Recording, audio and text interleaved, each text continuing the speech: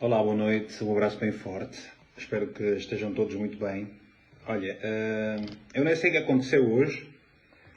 Estive altamente desligado do mundo praticamente. Quando a pessoa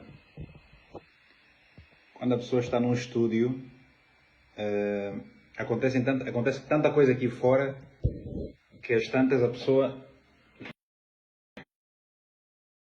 Acontece tanta coisa aqui fora que a gente nunca sabe o que é que é, o que é que não é. Ora, hoje é uma coisa muito importante. Eu hoje fui assistir o filme 007, o novo. Eu tenho um hábito péssimo. Eu não gosto. Eu choro muito nos filmes. Não gosto de chorar, mas acontece quase sempre. Boa noite a todas e a todos. Vanessa, um abraço bem forte para ti. Mitza! Saudades tuas, Milocas. Um beijo bem grande para ti também. Olha, Mila, eu estou a ouvir uma música. Deixa eu ter aqui para mostrar. Eu sou fã desta cantora aqui. Eneida. Élida, né? Élida Almeida. Na verdade, eu conheci essa cantora cabo-verdiana em Angola ainda. Sou mesmo fã dela. Eu gosto muito dela. Mas, bom, eu estou aqui para ler para vocês. Vou continuar a ler este livro. Eu estou na página 17 e as outras 17 páginas eu li online aqui. E isso para quê? As pessoas me dizem assim, Vítor Hugo, eu gostava de ter o hábito pela leitura, mas não sei o que vou fazer. Então o que eu vos digo assim, o segredo para gostar de ler é ler, não existe outro. Agora, como é que eu faço para ler muito? Por exemplo, deixa-me mostrar aqui uma coisa. Este livro, tem tanta coisa aqui dentro, faturas, este livro que eu tenho aqui, eu estou a ler há um mês, mais ou menos, ok? Estou a ler este livro. Eu estou na página já, estou na página 304. Estou na página 304. E portanto eu encontro sempre motivos para ler. Este é o verdadeiro segredo. Tu encontrares motivos para ler, tempo. Eu estava à espera do metro, e enquanto esperava o metro, depois fui andando de metro, enquanto esperava o metro eu comecei a ler e fui fazendo outras coisas mais também. Bom, este livro, de Napoleon Hill, Mais Esperto que o Diabo, é um livro que... Deixa-me só desbloquear aqui, senão vai começar a sair aqui. Já está.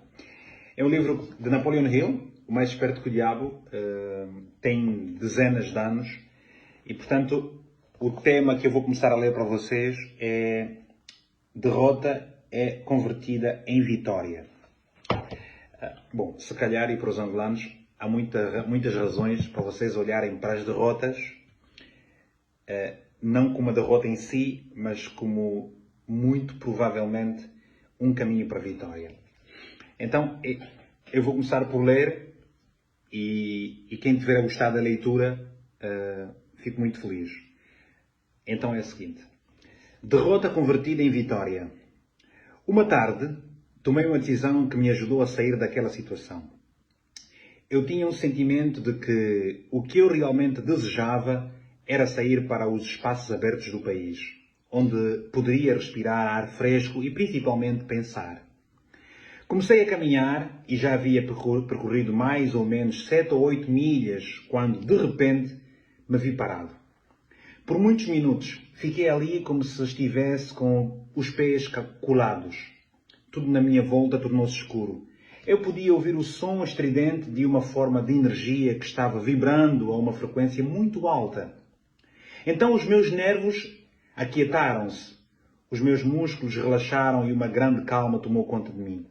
A atmosfera começou a clarear e, enquanto isso ocorria, recebi um comando do meu interior, que veio na forma de um pensamento tão perto quanto posso descrevê-lo. A intuição, sexto sentido, não sei. Quando era tão claro e distinto que não havia meios de eu não entendê-lo, na essência, eu disse: chegou o momento de você completar a filosofia de sucesso que você começou, seguindo a sugestão de Carnegie. Volte para casa de uma vez por todas e comece a transferir os dados que você juntou da sua própria mente e transforma-os em manuscrito. O meu, outro eu, havia acordado. O que é que eu entendi desta página? Agora vou para a página 18. É que às vezes a intuição, o sexto sentido, aquela voz interior, ela toca-nos e muitas vezes a malta faz ouvidos de mercador, ou seja, não ouve aquela voz do coração, que é uma voz incrível, e deixamos de ter oportunidades. Normalmente, quando é que a voz do coração fala contigo? Quando tu estás com um nível de consciência e dentro daquele nível de consciência tu começas a sentir um desconforto.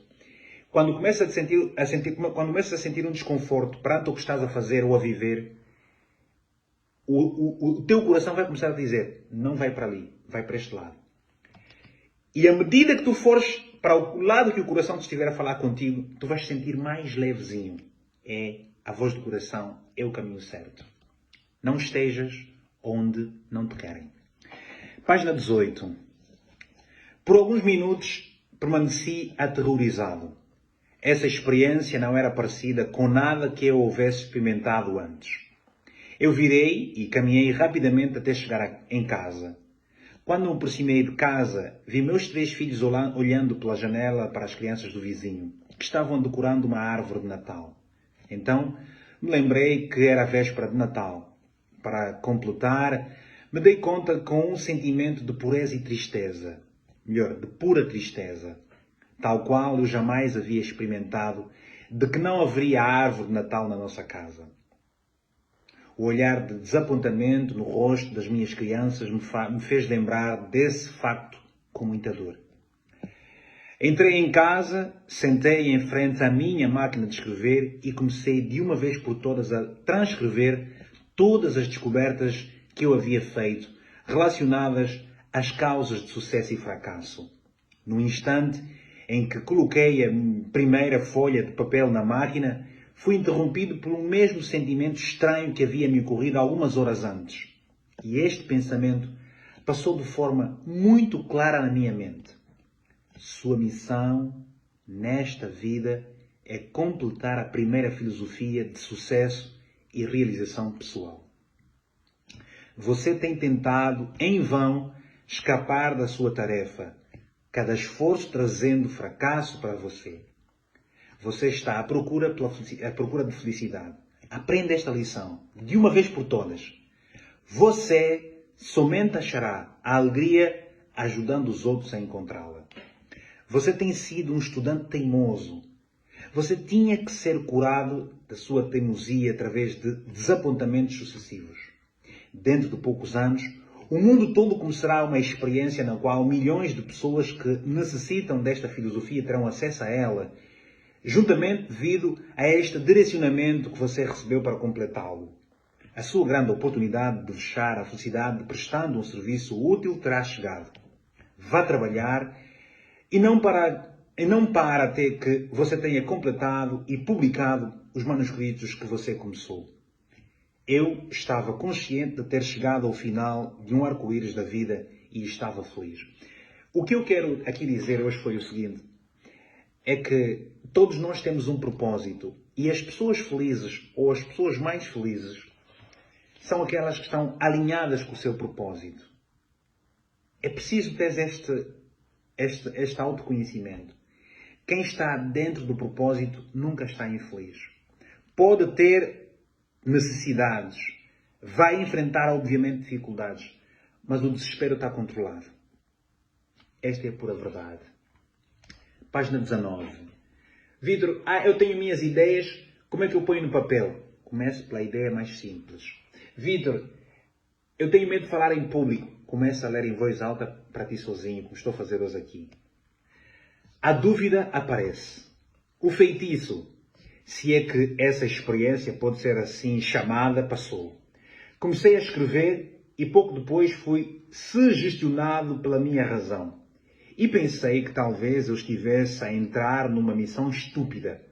A ideia de que um homem que estava em plena depressão e praticamente falido pudesse escrever uma filosofia de sucesso pessoal me parecia tão fantasiosa que...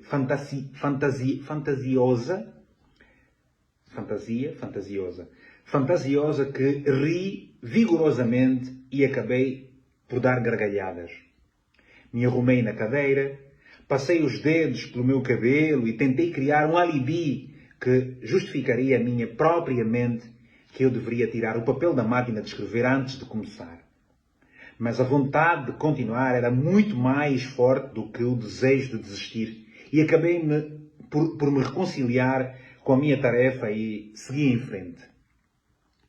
Olhando aos eventos passados, agora sob a ótica de tudo o que aconteceu, posso ver que essas pequenas experiências de adversidade pelas quais passei foram entre as quais enriquecedoras e lucrativas de todas as minhas vivências.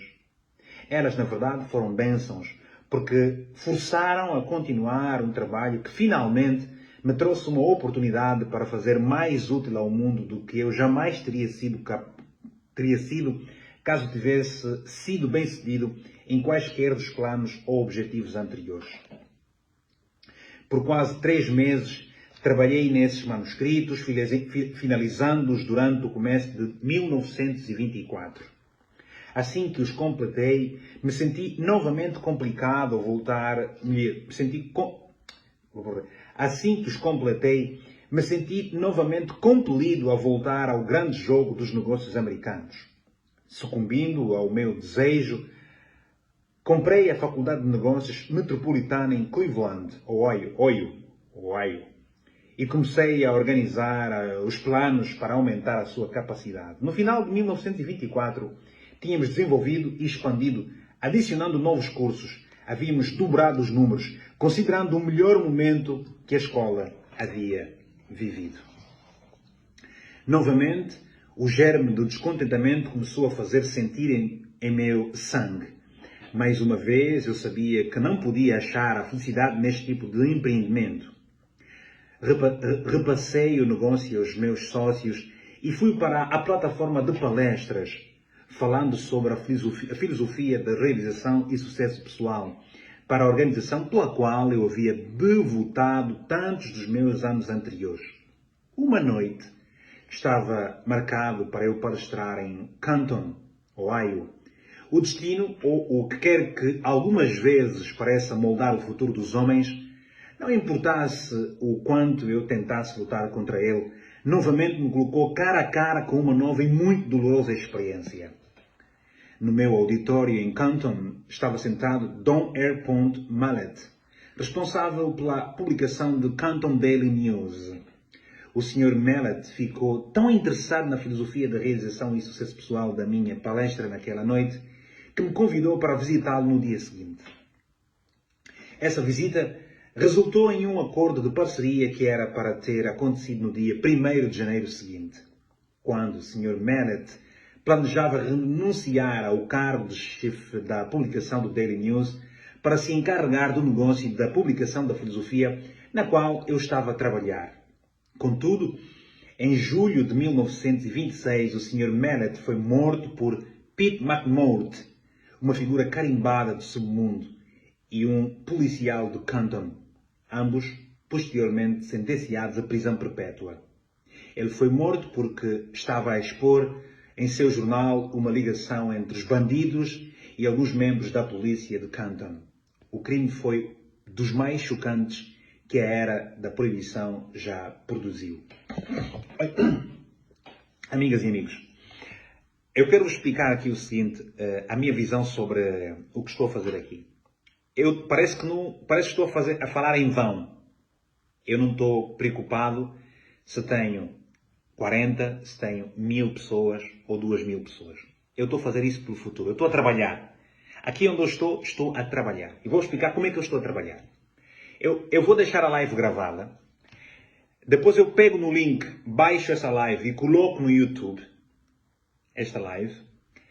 Quando eu colocar no YouTube, eu vou lá ao YouTube, vou tirar o áudio do YouTube e vou fazer um audiobook com o que está aqui a acontecer. A minha página do YouTube é verificada e é monetizada.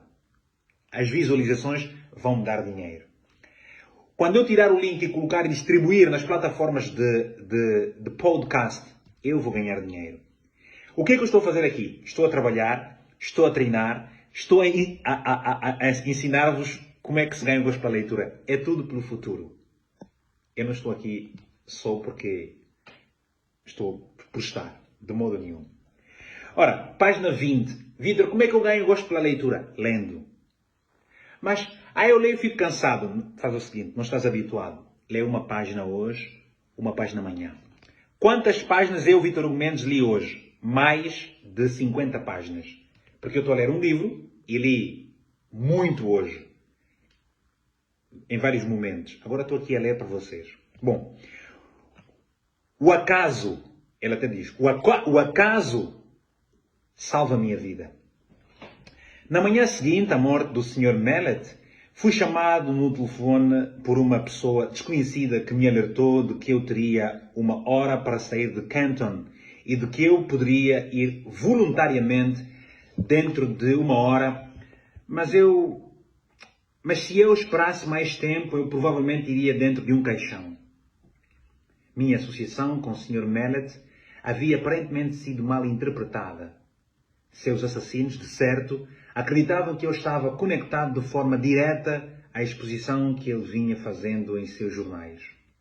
Não esperei acabar o meu limite de uma hora, mas imediatamente entrei no meu carro e dirigi para a casa de parentes nas montanhas a oeste da Virgínia, onde fiquei até que os assassinos tivessem sido colocados na prisão. Essa experiência veio bem dentro da categoria descrita pelo Sr. Carnegie como uma emergência que força homens a pensarem. Pela primeira vez na minha vida, conheci a dor do medo constante. A minha experiência de alguns anos anteriores em Columbus havia preenchido a minha mente com dúvida e indecisão temporária, mas esta preencheu a minha mente com um medo que parecia impossível de remover. Durante o tempo em que eu estava escondido, raramente deixava a casa à noite, e quando saía, mantinha a minha mão em uma pistola automática levada no bolso do casaco, mantida destravada para ação imediata. Se um automóvel estranho parasse em frente à casa onde eu estava escondido, eu ia imediatamente para o porão e, com cuidado, escrutinava os seus ocupantes através das janelas. Depois de alguns meses convivendo com esse tipo de experiência, meus nervos começaram a sentir. A coragem sumiu por completo. Assim como a ambição que eu tinha em meu coração durante os longos anos de trabalho em busca das causas do fracasso e do sucesso também partiu. Vagarosamente, passo a passo, me senti caindo num estado de total letargia da qual eu temia que jamais conseguisse emergir. O sentimento deve ter sido o mesmo que aqueles que pisam na areia movediça sentem quando se dão conta de que cada esforço que fazem para tirá-los da areia apenas os leva mais para o fundo. O medo é uma areia movediça que se retroalimenta. Página 22. Se a semente da insanidade estivesse presente na minha constituição física, certamente ela teria germinado durante esses meses, substituindo como um morto-vivo.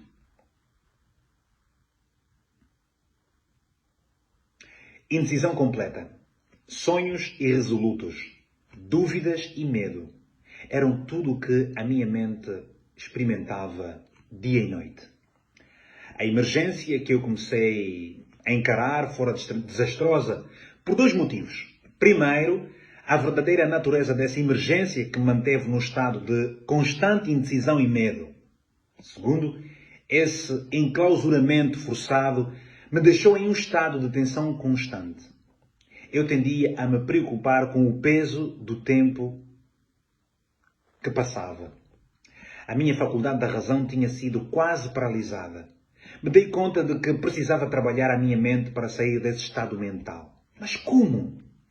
Os recursos que tinham me ajudado a resolver todas as emergências anteriores da minha vida parece que criaram asas e me deixaram completamente à mercê da situação. Além de todas as dificuldades que eu estava a enfrentar até esse momento, outra situação que parecia mais dolorosa que todas as outras combinadas surgiu. Era a tomada de consciência de que eu havia gasto a maior parte dos meus últimos anos em busca do arco-íris, procurando aqui e ali pelas causas do sucesso, e me achando agora neste exato momento mais fraco e incapacitado do que qualquer uma das 25 mil pessoas as quais eu havia julgado como sendo fracassos. Esse pensamento era quase que enlouquecedor. Além disso, era também extremamente humilhante, porque eu estava a palestrar por todo o país em escolas e faculdades e para organizações de comércio, tentando contar às outras pessoas como aplicar os 17 princípios do sucesso, enquanto aqui estava eu incapaz de aplicá-los para mim mesmo. Estava certo de que Estava certo de que nunca mais podia encarar o mundo com um sentimento de confiança. Toda vez em que me olhava no espelho, notava uma expressão de desgosto própria na minha face. E frequentemente disse coisas ao homem no espelho que não devem ser escritas. Eu havia começado a tomar o lugar na categoria de charlatães ou charlatões que oferecem a outros um remédio para a cura que eles não conseguem aplicar com sucesso a si mesmo. Os criminosos que assassinaram o Sr. Mallet foram julgados e mandados para a prisão perpétua. Por isso, seria perfeitamente seguro, considerando onde eles estavam, sair do meu esconderijo e novamente tocar o meu trabalho. Contudo, não conseguia sair porque agora encarava circunstâncias mais aterrorizantes do que aquela que havia sido criada pelos assassinos. A experiência destruía qualquer tipo de iniciativa que eu havia possuído. Eu sentia uma influência de tal modo depressiva que tudo parecia um pesadelo. Estava vivo e podia me mover, mas não conseguia pensar em um único movimento por meio do qual eu pudesse continuar a procurar pela meta que eu tinha estipulado para mim mesmo, baseado na sugestão do Sr. Carnegie. Estava rapidamente a me tornar indiferente, não apenas a mim mesmo, mas, pior ainda, começava a me tornar mal-humorado e irritado com aqueles que haviam me oferecido abrigo durante a minha emergência. Encarei a maior emergência da minha vida, a menos que tenha passado por experiência similar. Você não consegue imaginar como me senti. Tais experiências não conseguem ser descritas para serem entendidas. Devem ser sentidas. Uma rápida explicação a este capítulo. Nós vamos ter medo, mas temos de ter coragem para enfrentar o medo e só assim a gente vence o nosso medo. Há pessoas que às vezes dizem-nos coisas que afinal de contas eles dizem que fazem, mas que não fazem porque nunca viveram, nunca sentiram na pele. Este é o livro Mais Esperto que o Diabo. Vou para a página, estou a terminar a página, já terminei a página 23, vou para a página 24. O livro lê-se assim, um pouco de cada vez, todos os dias em vários momentos. O próximo capítulo chama-se O Momento Mais Dramático da Minha Vida.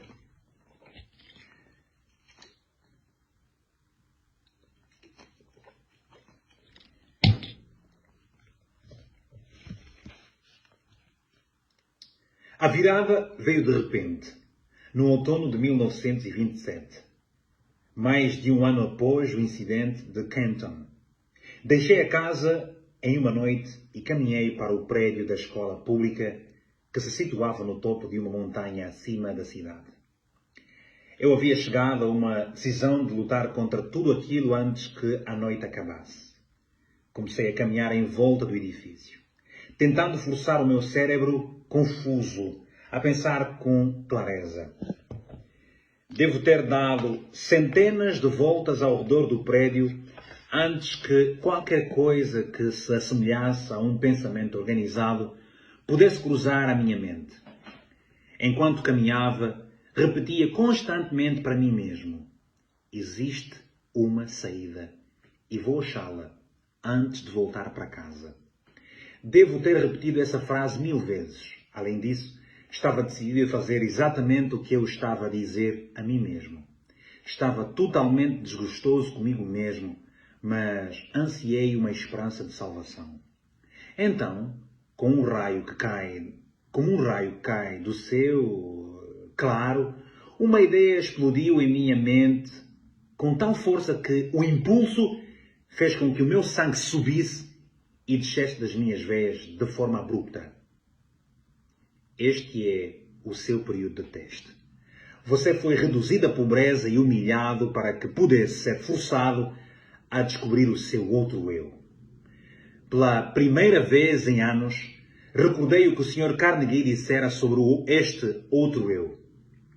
Neste momento, lembrei-me que ele havia dito que eu descobriria este outro eu no final do meu trabalho de pesquisa, pelas causas de fracasso e sucesso. E ainda recordei que ele disse que a descoberta normalmente viria como resultado de uma emergência, quando homens são forçados a mudar os seus hábitos e a pensar formas de sair da dificuldade. Continuei caminhando ao redor da escola, só que agora eu estava a flutuar. Inconscientemente, parecia saber que estava para ser liberado da prisão que havia feito a mim mesmo. A partir desse momento, me dei conta de que esta grande emergência havia me trazido uma oportunidade, não somente para descobrir o meu outro eu, mas também para testar a eficácia da filosofia de sucesso que eu havia ensinado a outros como sendo algo palpável e realizável. Brevemente, eu saberia se ela funcionaria ou não. Tomei a decisão de que, se ela não funcionasse, eu queimaria todos os manuscritos e nunca mais me sentiria culpado por tentar provar aos outros que eles eram os mestres dos seus destinos e capitães de suas almas. A lua cheia estava recém cobrindo o topo da montanha.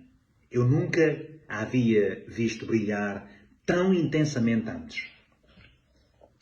Enquanto estava contemplando outros pensamentos, cruzou a minha mente.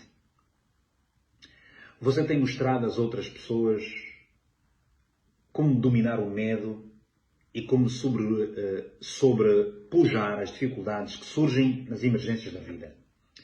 De agora em diante, você pode falar com autoridade, porque está a ponto de superar as suas próprias dificuldades com coragem e objetivo, resoluto e destemido.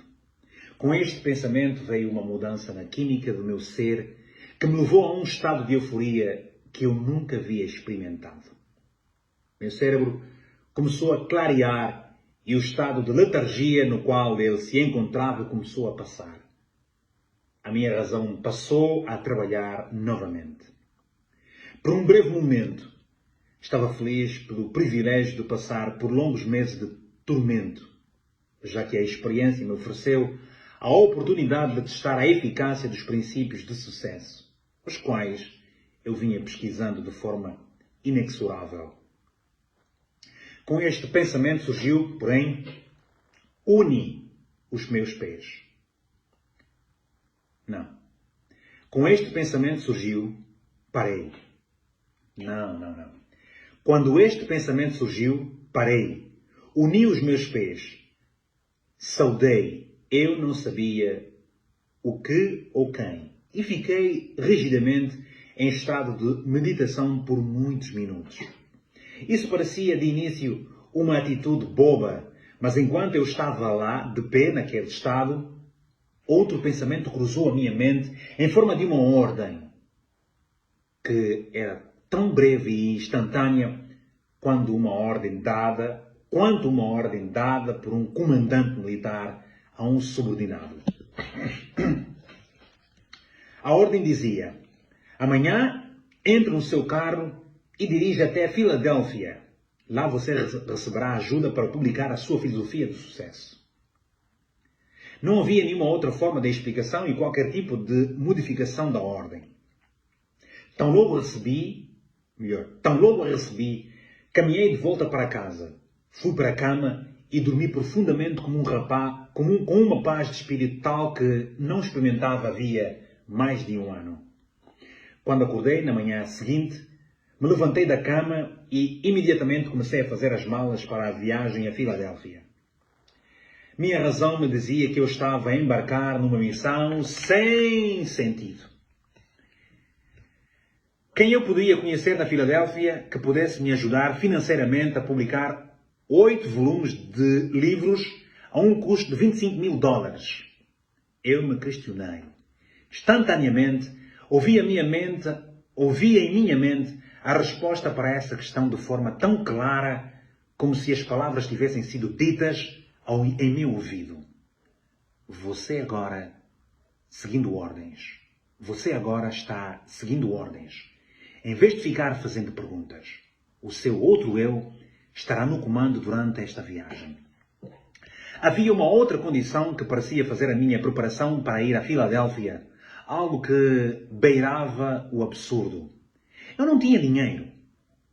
Esse pensamento mal me havia ocorrido quando o meu outro eu explodiu, dando uma ordem enfática. Peça para o seu cunhado $50 e ele emprestará para você. A ordem parecia definitiva e final. Sem qualquer hesitação, segui as instruções. Quando pedi o dinheiro ao meu cunhado, ele disse: claro, certamente vou-lhe emprestar 50. Os 50. Mas se você vai para tão longe, seria melhor levar os $100. Agradeci a ele e disse que $50 seriam o suficiente. Sabia que não bastava, mas esta era a quantia que o meu outro eu havia me ordenado a pedir. E foi exatamente isso que fiz. Eu estava bastante aliviado quando me dei conta de que o meu cunhado não ia me perguntar porque eu estava a ir para a Filadélfia. Se ele soubesse tudo o que havia se passado pela minha mente na noite anterior, talvez pensasse que eu deveria ir para um hospital psiquiátrico em vez de sair em busca do pote de ouro no final do arco-íris. Uma vez, terminei agora o capítulo anterior, eu vou passar no outro capítulo, na página 26. Uma vez eu estava numa missão de serviço com um famoso angolano. E eram para 2 dias. Era uma viagem de 2 dias. Só que eu fiquei um dia e eu disse a ele que eu tinha que voltar. Esta pessoa é o Dias Rodrigues. Eu disse: Dias, eu tenho que voltar para casa. Isso foi já há muitos anos. E eu voltei para casa. Eu volto para casa porque eu estava constantemente... Uma voz dizia dentro de mim: Vitor, vai para casa e faz aquilo. Então eu não sabia porque eu obedeci aquela voz e fui. E eu ao voltar, depois esquecia. Mas havia um momento na viagem, quando chegares em tua casa, mexe naquele balde de lixo. Era essa a voz. E eu estava a voltar por isso. Então eu fui tomar banho. E quando estava a tomar banho, lembrei-me. A voz dizia: aquele balde de lixo, foi por isso que tu voltaste. Olha, eu peguei naquele balde de lixo. O que eu encontrei lá, não posso vos descrever. Aquilo mudou por completo uma coisa na minha vida. A voz interior não falha. Se neste momento tu estás num emprego que não estás feliz e a tua voz interior te diz: sai daqui amanhã, não vai para lá amanhã. Se estás num relacionamento infeliz há muitos anos, a tua voz interior te está a dizer: este homem vai te fazer mal, ou esta mulher está-te a fazer mal. Sai. Vai para um lugar onde o teu coração te estiver a mandar ir. Obedece à tua voz interior. Se estás num sítio em que o coração está pesado e uma voz te diz: sai daqui agora, nunca entres em conflito com a tua voz interior. Eu vou agora ler este capítulo. Eu estou a ler já desde a página 17. Estou na página 27. Normalmente 10 páginas é a minha média de leitura por dia. É aquilo que eu estabeleço, 10 páginas. Mas eu já li hoje mais de 60 páginas, sim, com essas 10 aqui. O livro que eu estou a ler é este aqui, Mais Esperto que o Diabo. Eu quero vos explicar o seguinte, antes de passar para o próximo capítulo. Estou a treinar a minha dicção, portanto, estou a fazer um esforço na articulação das palavras. Estou a ler o livro novamente para vocês, para mim também.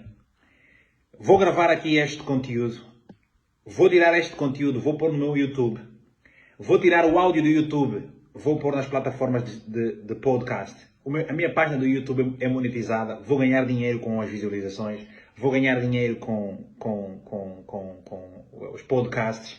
E tudo que está a acontecer aqui é trabalho. O mundo digital é incrível.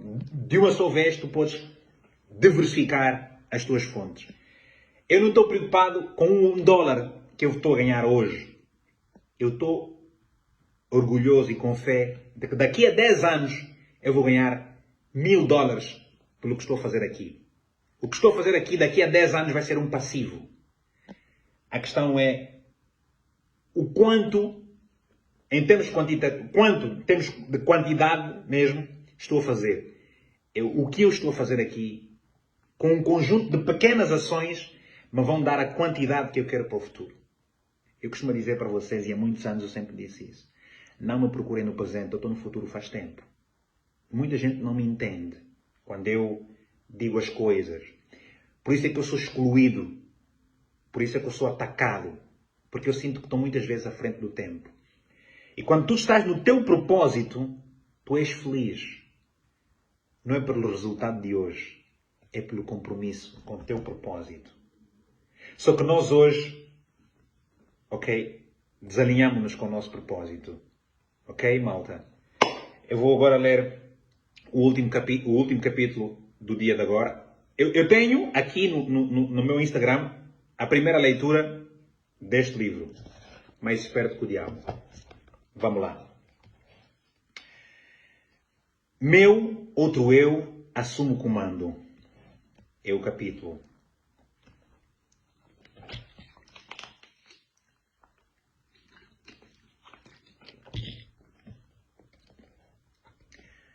Parti com a minha cabeça me dizendo que eu era um idiota e meu outro eu me ordenando ignorar o desafio e seguir as instruções. Conduzi a noite inteira, chegando a Filadélfia na manhã seguinte. Meu primeiro pensamento foi o de procurar uma pensão onde eu pudesse alugar um quarto de $1 por dia. Nesse momento, novamente, o meu outro eu tomou conta e ordenou que eu me hospedasse num hotel mais luxuoso da cidade. Com um pouco mais de $40 no bolso, que era o que me restava do meu capital, parecia mais um suicídio financeiro, quando caminhei até o balcão e pedi por um quarto. Ou, devo dizer, quando comecei a pedir por um quarto, meu recém-descoberto outro eu me ordenou a pedir a melhor de todas as suítes. O custo dessa suíte consumiria o meu capital em 2 dias. Eu obedeci. O carregador de malas pegou a minha bagagem, me entregou o ticket do estacionamento do meu automóvel e me conduziu até o elevador como se eu fosse o príncipe de Gales. Era a primeira vez em mais de um ano que um ser humano havia demonstrado tal deferência para comigo. Meus próprios parentes, esses com quem eu estava a morar, longe de me mostrar qualquer tipo de consideração, ainda achavam que eu era um peso para eles. E tenho certeza que eu era, porque nenhum homem no estado mental em que eu me encontrava no último ano poderia ser qualquer coisa além de um peso a todos aqueles com os quais, porventura, entrasse em contacto. Tornava-se evidente que o meu outro eu estava determinado a me tirar do complexo de inferioridade que eu havia desenvolvido. Dei ao carregador de malas $1. Comecei a questionar quanto seria a minha conta do hotel até o final da semana. Quando então o meu outro eu ordenou que eu limpasse completamente a minha mente de quaisquer pensamentos de limitação e conduzisse a minha vida a partir daquele momento como se tivesse todo o dinheiro que quisesse nos meus bolsos. A experiência pela qual ela estava passando era tanto quanto nova, estranha para mim. Nunca consegui ser mais do que eu acreditava que poderia ser. Por quase meia hora, este outro eu me deu ordens que seguisse. Não. Por quase meia hora, este outro eu me deu ordens que... Por quase meia hora, este outro eu me deu ordens que segui à risca durante o período da minha estada na Filadélfia. As instruções que recebi por meio desses pensamentos se apresentaram à minha mente com tal força que eles eram facilmente distinguíveis de pensamentos normais criados pelo meu eu tradicional. Fim deste capítulo. Olha, quero dizer uma coisa antes de terminar. Devo continuar ou paro já aqui? Eu quero ver o sim aí. Se chegar a 20 sims, eu vou continuar a ler. Continuo ou paro? Enquanto vocês põem aí o sim, eu tenho 3 livros aqui em Portugal. Tenho 3. O meu livro de pensamentos, o Chihuequinha e o Face 69. Os 3 livros, ok? Na verdade é o seguinte. Eu vendo 2 e ofereço 1. Ou seja, os 2 livros, o meu livro de pensamentos e o Face 69, custam 25 euros. 25 euros. E eu te ofereço o Chihuequinha, o Menino Vencedor. Esta entrega só está disponível para Portugal. Se quiseres comprar os 2 livros e receberes um de oferta, deixa a mensagem no privado. Vitor, eu estou em Portugal, ou eu estou na França, estou na Bélgica, tenho uma prima em Portugal, por favor, manda-me a conta, que é para eu fazer o pagamento do livro e eu vou enviar pelo correio para Portugal e a tua prima vai mandar para a França. Eu enviei hoje o livro da Júlia. Júlia quê? Júlia Caldeira, que está... é no norte. Sei lá que é a Glória Graça, Glória Graça, uma terra aí qualquer, esqueci o nome. E enviei há dias para um rapaz, o Tito, que está em França. Ok? Ainda não vi aqui os 20 sims. Só vi 1, 2, 3, 4, 5, 6, 7, 8, 9, 10. Ok, vou continuar. Vou continuar por vocês. O próximo capítulo chama-se Eu recebo ordens estranhas de uma fonte estranha. Página 28. Minhas instruções começaram desta forma. A partir deste momento, você está completamente no comando do seu outro eu. De agora em diante, você deve saber que 2 entidades ocupam o seu corpo. Na verdade, 2 entidades similares ocupam o corpo de cada ser vivente do planeta Terra. Uma dessas entidades é motivada e responde pelo impulso do medo. A outra é motivada e responde ao impulso da fé. Por mais de 1 ano, você foi conduzido como um escravo pela entidade do medo. Há 2 noites, a entidade fé assumiu o controle do seu corpo físico e a partir daquele momento, você foi motivado por essa entidade. Por pura conveniência, você pode chamar essa entidade fé do seu outro eu. Ela não conhece limitações, não possui medos e não reconhece a palavra impossível. Você foi direcionado a selecionar esse ambiente de luxo em um bom hotel, como um meio de desencorajar o retorno da entidade do medo. Esse antigo eu, motivado pelo medo, não está morto. Ele simplesmente foi destronado. E ele o seguirá aonde quer que você vá, esperando uma oportunidade favorável para tomar conta de você novamente. Ele somente pode tomar o controle de si por meio dos seus pensamentos. Lembre-se disso e mantenha as portas da sua mente hermeticamente fechadas contra todos os pensamentos que procuram limitá-lo de qualquer maneira e você assim ficará salvo. Não se permita preocupar-se com o dinheiro que você precisará para as suas despesas imediatas. O recurso virá e você, no momento em que você necessitar dele. Não, o recurso virá a você no momento em que você necessitar dele. Prestem a esse ponto aqui, malta. Prestem a esse ponto aqui. Agora, vamos aos negócios. Antes de qualquer coisa, você deve saber que a entidade fé, que agora está no comando do seu corpo, não faz nenhum tipo de milagre e também não trabalha em oposição a nenhuma das leis da natureza.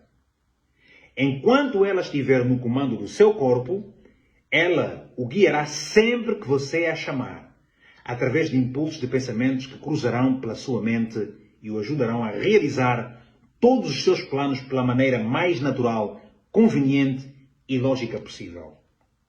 Acima de qualquer coisa, tenha este facto claramente fixado na sua mente, que o seu outro eu não fará o trabalho por você.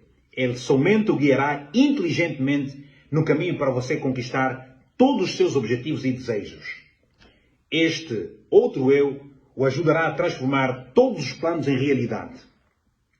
Além disso, você deve saber que ele começa sempre com o seu maior ou mais pronunciado desejo. Neste momento, o seu maior desejo, aquele que o trouxe até aqui, é publicar e distribuir os resultados da sua pesquisa nas causas de sucesso e fracasso. A sua estimativa é de que serão aproximadamente $25.000. É que serão necessários aproximadamente $25.000. Entre os seus conhecidos, há um homem que estará disposto a investir o capital necessário. Comece de uma vez a imaginar e a focar no nome de todas as pessoas do seu círculo de conhecidos que poderiam, de alguma maneira, ser induzidos a fornecer a ajuda financeira de que você está a precisar. Quando o nome da pessoa certa vier à sua mente, você o reconhecerá imediatamente. Entre em contato com essa pessoa e a ajuda que você procura será dada. Nos seus argumentos, contudo, apresente o seu pedido em uma terminologia tal que você usaria numa transação usual de negócios. Jamais, sob nenhuma hipótese, faça qualquer referência à descoberta desse seu outro eu. Se você violar essas instruções, será acometido por uma derrota temporária. O seu outro eu continuará no comando e permanecerá a guiá-lo enquanto você quiser fazer uso dela.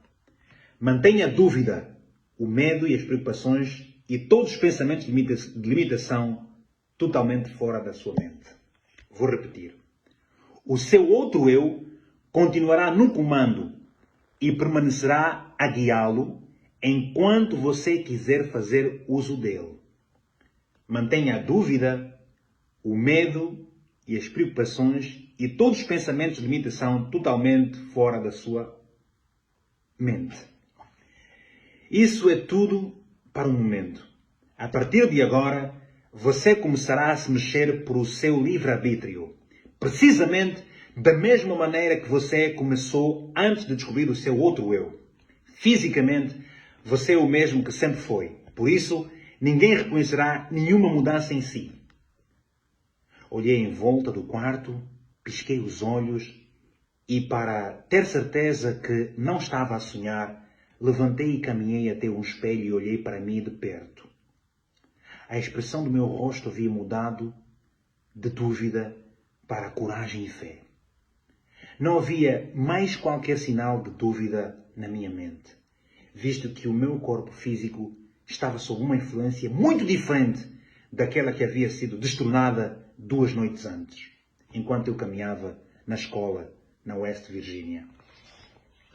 Malta amiga, eu vou agora para o capítulo 2, que é um novo mundo se revela para mim. Portanto, esse é o capítulo 2, que tem depois outros subtemas. Mas antes de ir, eu não sei se vou, eu queria conversar com vocês o seguinte. Quem és tu? Eu me pergunto muitas vezes, quem sou eu? E o que eu vos posso dizer é que muitas das descobertas que eu sei sobre mim hoje elas decorreram do facto de eu ter lido livros. Os livros ajudaram muito e me ajudam bastante. E vão-me continuar a ajudar. Este é o livro O Mais Esperto que o Diabo, Napoleon Hill. Se tu quiseres, podes baixar o livro nas plataformas digitais. Eu tenho 5 livros na Boa Books. 5 livros. O meu livro de pensamentos, Face 69, Tio Equinha, o Menino Vencedor, Palavras na Lavra, o livro para os que não gostam de ler, e O Tesouro da Menina do Conen. Se tu quiseres ir para Boa Books, comprar esses 5 livros, vais receber os livros em tua casa. Compras online e recebes o livro em tua casa.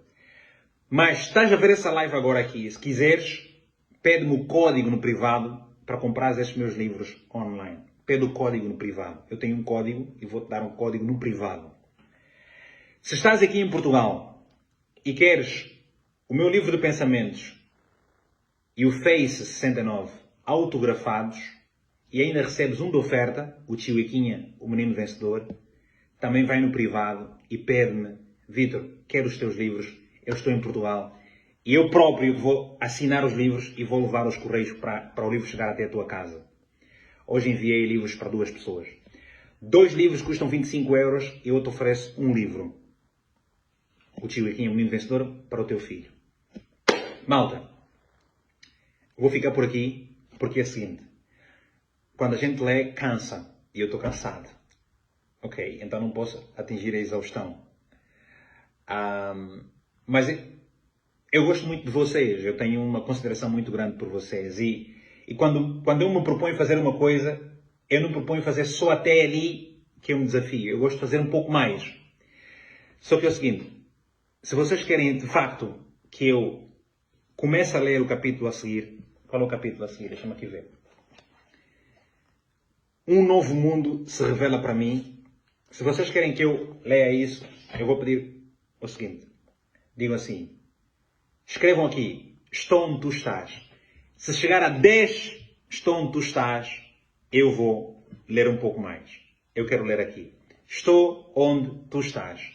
Se vocês escreverem aqui, estou onde tu estás, eu vou ler para vocês. Ok?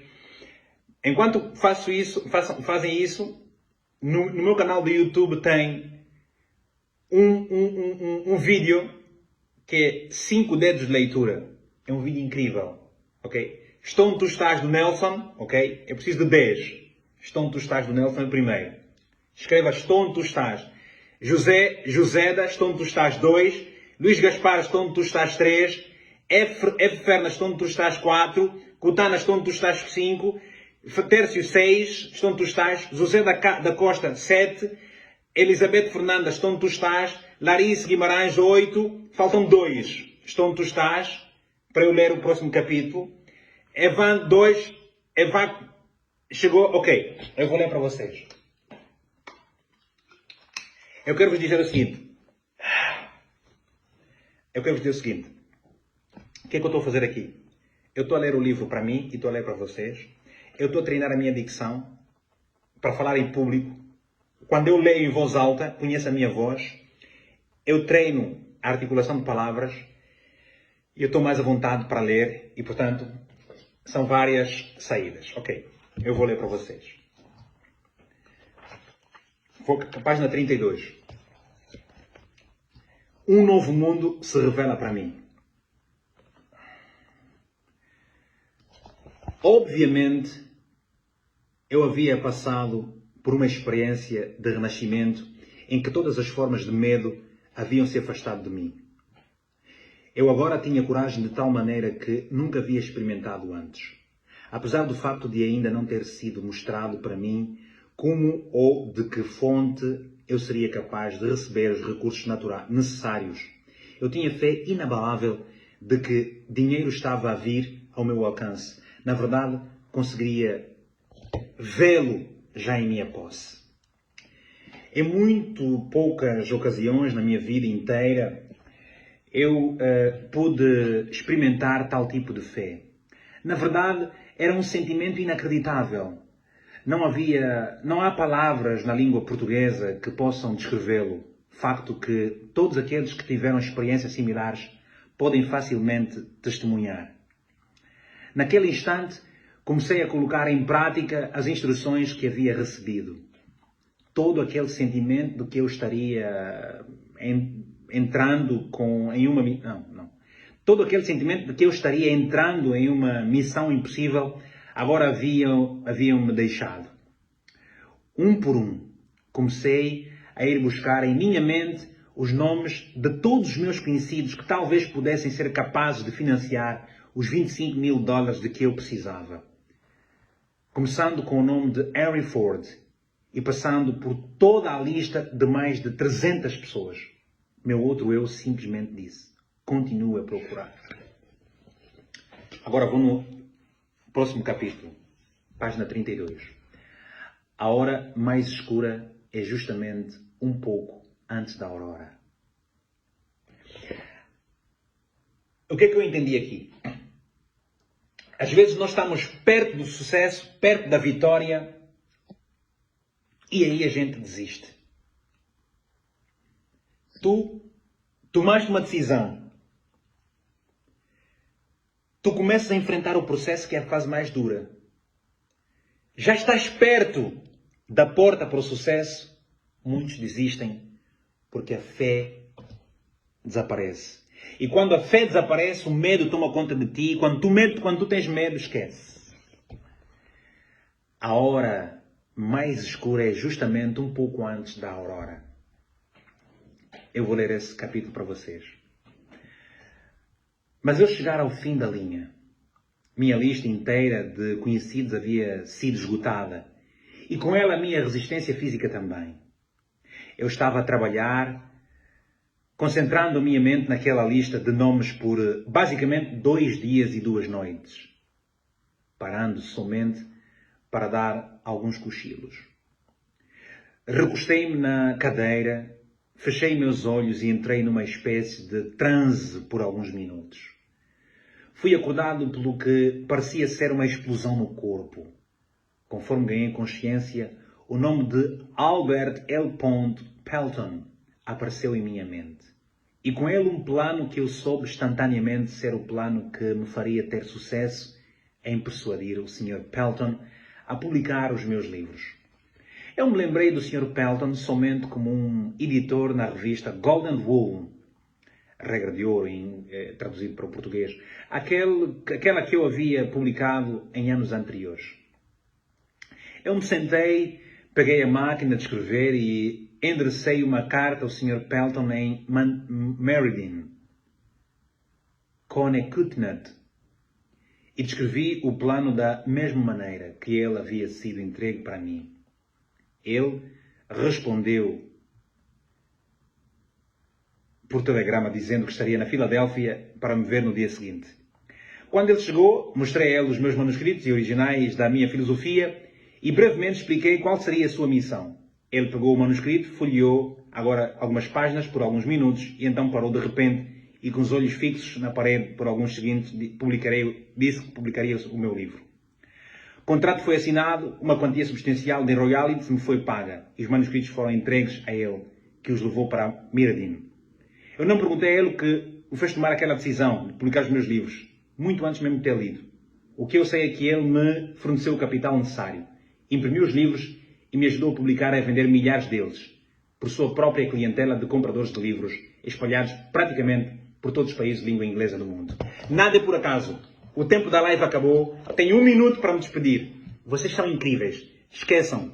Estou onde vocês estão. Nada é por acaso. O tempo está a acabar.